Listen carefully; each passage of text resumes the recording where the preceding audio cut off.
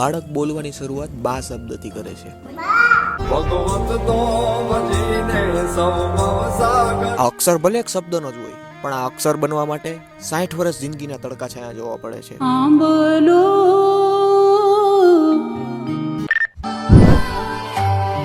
વાહ બા, મને નથી લાગતું કે આ ફ્રેમ હવે 10 વર્ષ પછી જોવા મળશે.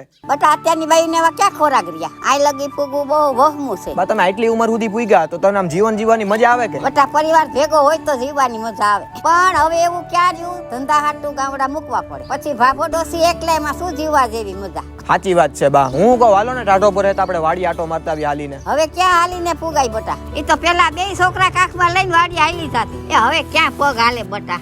એક કામ કરીએ બા, આપણે કાલે જ અમદાવાદ જાય, હાલો એના માટે. નહીં હો, મારે ઓપરેશન નથી કરાવ. અરે બાન્યા, ગુજરાત પેન ક્લિનિકમાં ઓપરેશન વગર માત્ર એક જ ઇન્જેક્શન થી તમારા પગનો દુખાવો ગાયબ થઈ જશે. પણ બેટા ઇન્જેક્શન થી દુખાવો બહુ થાય ને? અરે બાન્યા, ઇન્જેક્શન ની ટ્રીટમેન્ટ માટે જૂના અને અનુભવી ડોક્ટરો હોય, એટલે તમારે કઈ ચિંતા કરવાની જરૂર નથી. પગ હાજો થાતા કેટલી વાર લાગશે બટા? અરે ઇન્જેક્શન માર્યા પછી તમને 45 મિનિટમાં દુખાવાથી રાહત મળી જાય, એવું ઈ લોકોનું કેવું છે. શું વાત છે? અને અહીં ગોઠણ, કમર અને ખંભો તેમજ અન્ય કોઈ પણ પ્રકારનો દુખાવો હોય ને તમને, તો આ રીતે અહીંયા ટ્રીટમેન્ટ થાય છે. અને જે લોકો ઓપરેશન થી બીવે છે એને આ વિડીયો જરૂર શેર કરજો તમે. અમને વાલી અમાણે આજુ પડી રે.